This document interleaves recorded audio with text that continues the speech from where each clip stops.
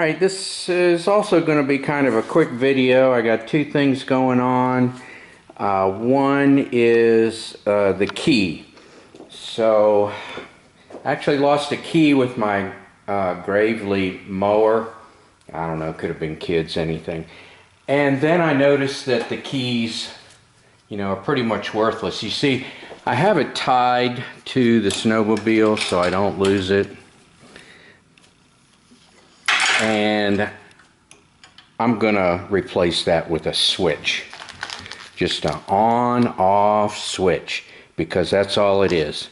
And then I have a bunch of hardware. I'm gonna replace all the hardware. It's M6x1. And what I found is when I mess with the gas tank, and I'll put that video up there somewhere, I found a lot of the hardware was screwed up.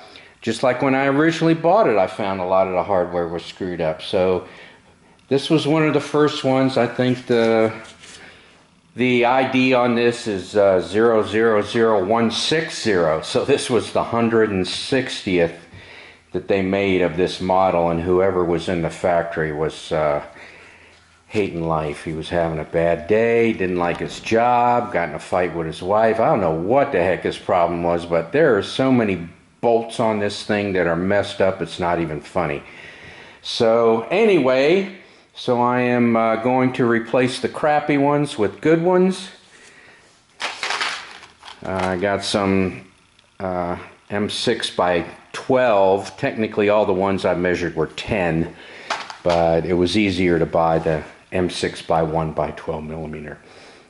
That's not going to make too much difference. So let me take the carburetor cover off and replace this, and I'll show you how I'm doing that. Alright, this comes off. It's never fun. Got that. Alright, there are 4 screws that has to come off.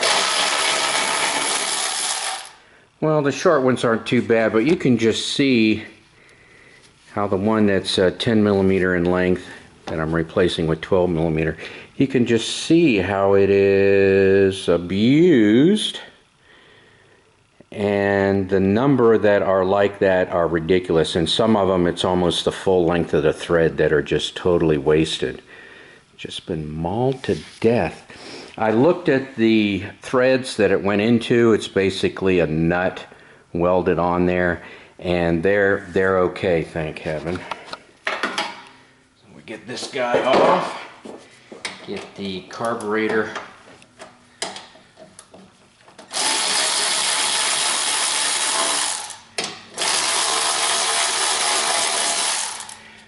so that's a cover plate, so it doesn't really go into the carburetor.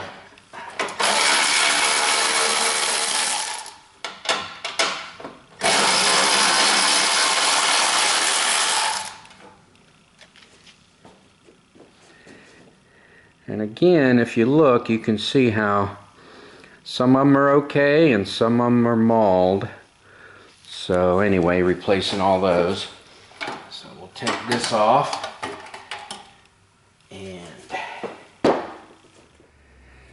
so I'll disconnect the terminals. And they are spade terminals. Now, it's important that you purchase the correct switch if you're going to do this. You want to make sure that your on-off switch has the appropriate spade connectors. These are the males. You don't want ones with the screw in them because they're much shorter, and you're not going to be connecting a wire. Otherwise, you'll have to cut those off, and it's a mess. Alright, let's go move on. Alright, got a nice big hole there. The switch is easy to take out. You just push in the 2 sides and push it out pretty easy. Alright, gonna have to get a couple of washers and rig it up. Alright, I used a gasket, so let's see if that works. It looks like it's going to stick out far enough to get the threads going. Let me get it going. Alright, I'm not going to hide anything, so I got the nut started down there. It's caught in there, and I'm just twisting it out to get some more threads in.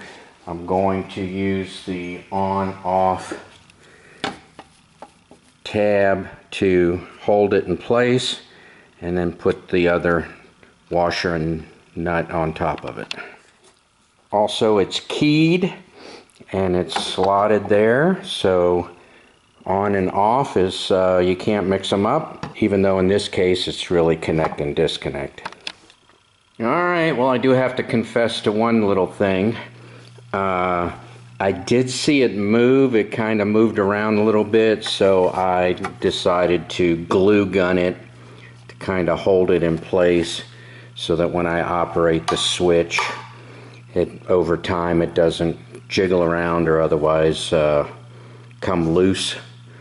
Alright, we're ready to reassemble. So I'll put my two terminals on here. It doesn't matter which one goes where. So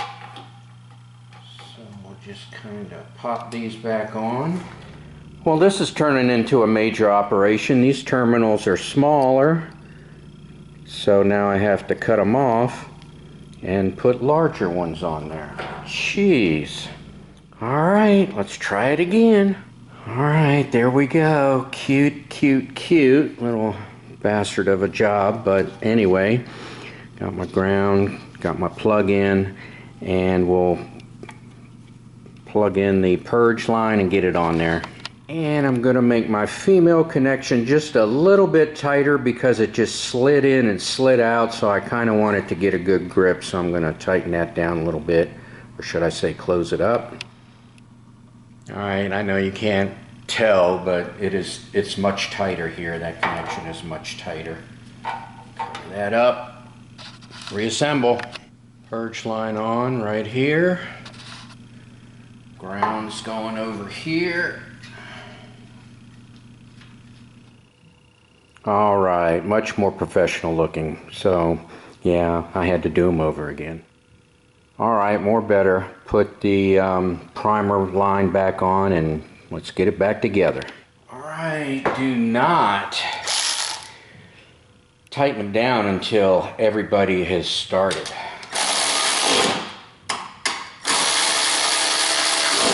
Definitely had some alignment issues.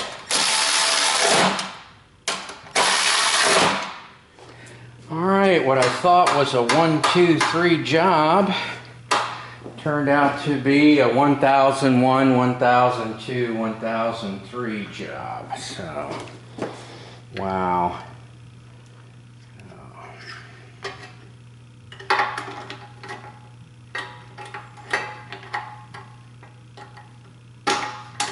My goodness, what an ordeal.